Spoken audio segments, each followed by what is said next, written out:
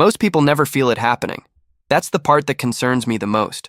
And it's the part that took me years of studying liver disease to fully understand.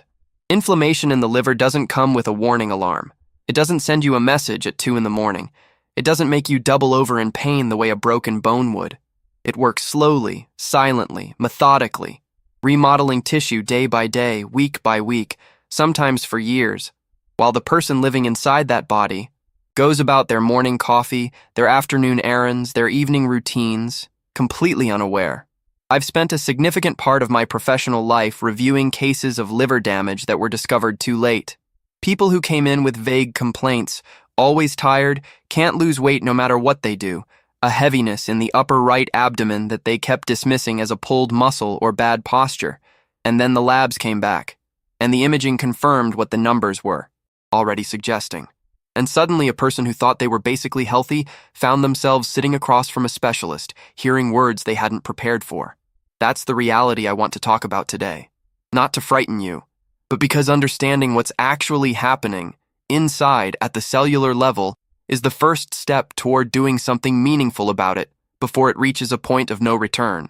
The liver is the largest internal organ in the human body, and it performs over 500 distinct functions. It filters toxins from your blood. It regulates blood sugar. It produces bile to break down fat. It synthesizes proteins essential for clotting. It metabolizes medications, hormones, alcohol. When the liver is inflamed, all of those processes begin to deteriorate, quietly, incrementally, without dramatic symptoms in the early stages.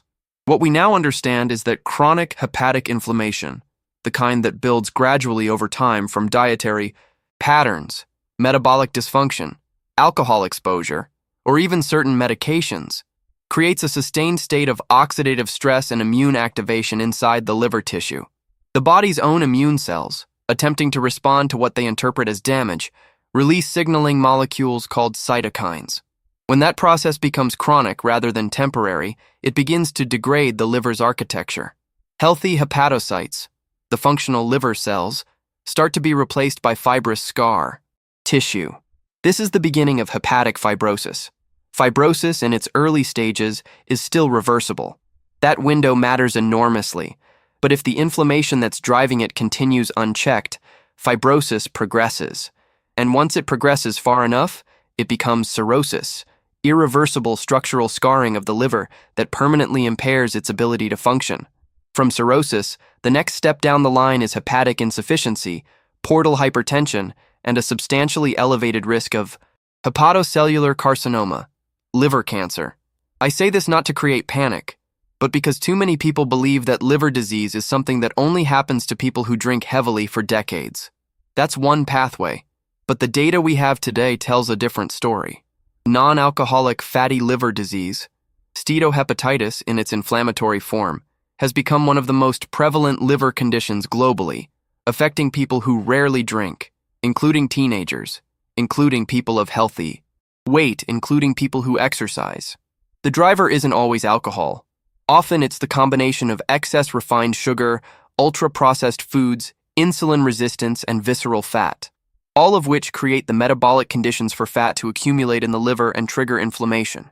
The clinical term for fat accumulation in the liver without significant alcohol intake is hepatic steatosis, or fatty liver disease.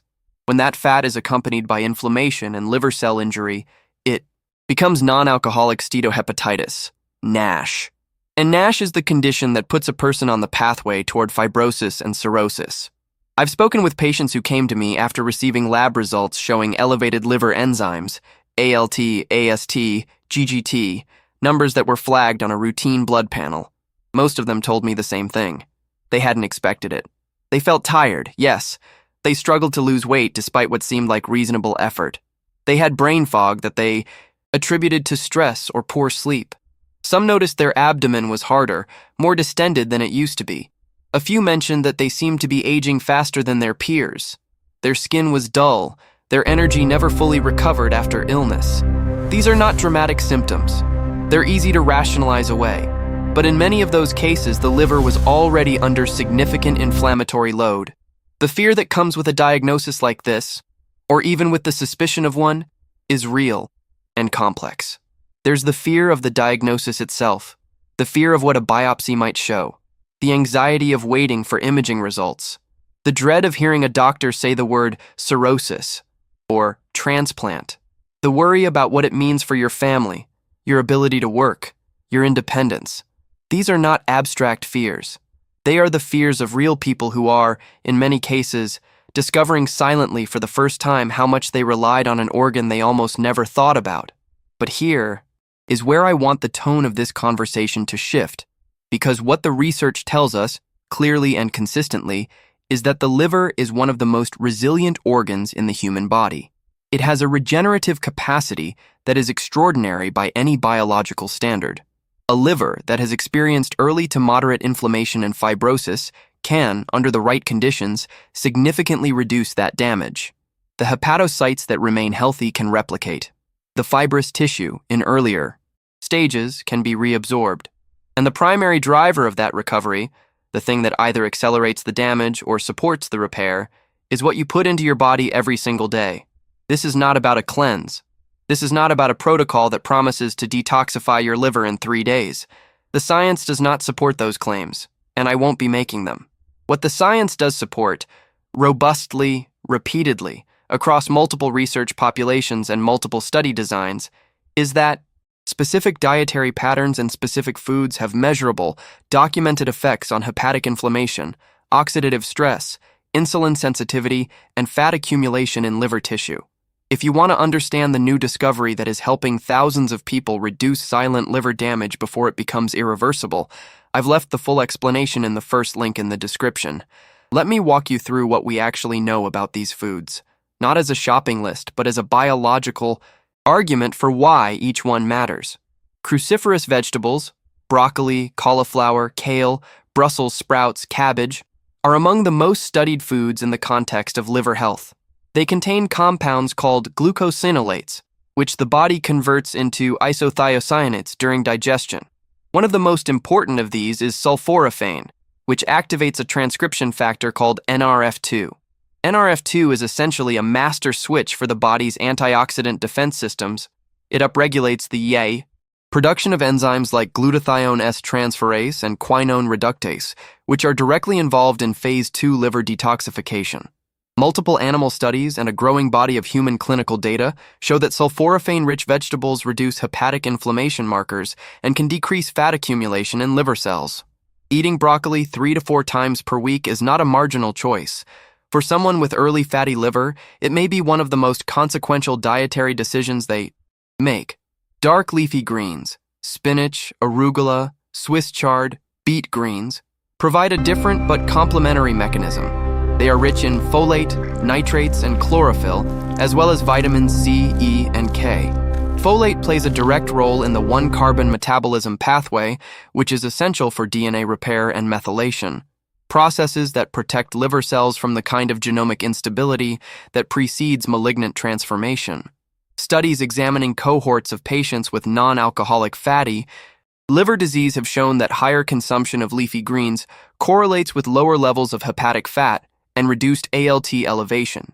The nitrates in these vegetables also appear to improve mitochondrial efficiency in hepatocytes, supporting their energy metabolism under conditions of inflammatory stress. Garlic has been used medicinally across cultures for thousands of years, and modern research has begun to explain why it works. The sulfur-containing compounds in garlic, particularly allicin and its derivatives, have been shown to modulate hepatic lipid metabolism, reduce liver enzyme elevation, and exert anti-inflammatory effects through inhibition of NF-κB, a key transcription factor that drives the production of pro-inflammatory cytokines. A randomized controlled trial published in the Advanced Biomedical Research Journal found that garlic supplementation significantly reduced body weight, body mass index, and liver enzymes in patients with non-alcoholic fatty liver disease compared to placebo over a 15-week period. Raw garlic or lightly cooked garlic preserves more of these active compounds than garlic that has been heavily processed or cooked at high heat for extended periods. Turmeric, specifically its active compound curcumin, has generated perhaps more research attention in recent years than any other dietary anti-inflammatory agent. Curcumin's mechanisms of action in the liver are multiple and well characterized. It inhibits NF-κB signaling. It reduces the production of tumor necrosis factor alpha, TNFA, and interleukin-6, IL-6, two of the most critical pro-inflammatory cytokines in hepatic disease progression. It also activates AMPK, a metabolic sensor that reduces lipid accumulation in liver cells and improves insulin sensitivity. Several meta-analyses have now confirmed that curcumin supplementation reduces serum levels of AST and ALT, the enzymes that rise when liver cells are damaged or inflamed, and reduces markers of hepatic steatosis on imaging. The practical challenge with curcumin is bioavailability.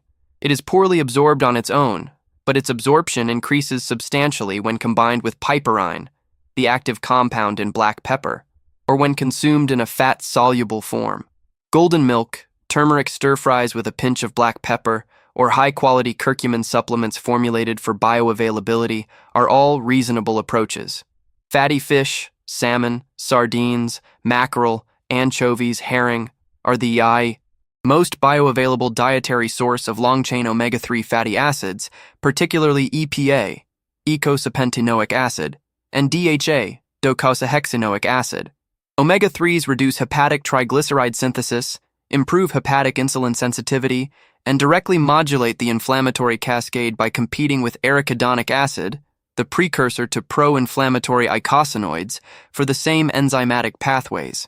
The net effect is a reduction in the production of leukotrienes and prostaglandins that promote liver inflammation. A comprehensive review published in the World Journal of Gastroenterology concluded that omega-3 supplementation consistently reduces liver fat content in patients with non-alcoholic fatty liver disease, with effects becoming statistically significant after 6 months of regular intake. 2 to 3 servings of fatty fish per week represents a meaningful therapeutic dose in dietary terms. Walnuts are one of the few plant foods with a meaningful content of ALA, alpha-linolenic acid, the plant form omega-3 that the body can partially convert to EPA and DHA. They also contain L-gitannins, polyphenols that are metabolized by gut bacteria into urolithins, which appear to have hepatoprotective effects through mitochondrial quality control. A prospective study involving over 500,000 participants found that regular nut consumption was associated with significantly lower risk of non-alcoholic fatty liver disease, even after adjusting for other dietary factors. For people who do not eat fish, walnuts represent one of the most accessible plant-based tools for reducing hepatic fat and inflammation. Extra virgin olive oil, the cold-pressed, unrefined variety, is a cornerstone of the Mediterranean dietary pattern that has shown the strongest evidence base for liver health among all dietary patterns studied. Its primary active component, oleocanthal, is a natural phenolic that inhibits the same QX enzymes targeted by ibuprofen, giving it genuine anti-inflammatory activity in doses achievable through normal dietary use. Oleic acid, the dominant fatty acid in olive oil, also reduces lipogenesis in the liver and improves adiponectin levels, a hormone that plays a critical role in regulating fat metabolism and suppressing liver inflammation. Clinical trials using 2 tablespoons of extra virgin olive oil daily have shown measurable reductions in liver enzymes, hepatic fat, and inflammatory markers in people with early fatty liver disease. Green tea deserves particular attention because it is one of the few beverages, as opposed to foods, with robust evidence of direct hepatoprotective effects. The catechins in green tea, especially epigallocatechin 3-gallate, EGCG, inhibit lipid absorption in the small intestine, reduce hepatic lipogenesis through AMPK activation, and directly scavenge reactive oxygen species within liver tissue. Multiple clinical studies have documented reductions in liver enzyme levels and hepatic fat in participants who consumed 3 to 5 cups of green tea per day.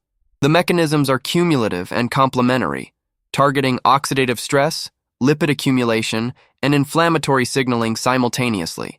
Berries, blueberries, strawberries, blackberries, raspberries are among the most concentrated dietary sources of anthocyanins, a class of polyphenols that give these fruits their characteristic deep pigmentation and provide potent antioxidant activity in human tissue.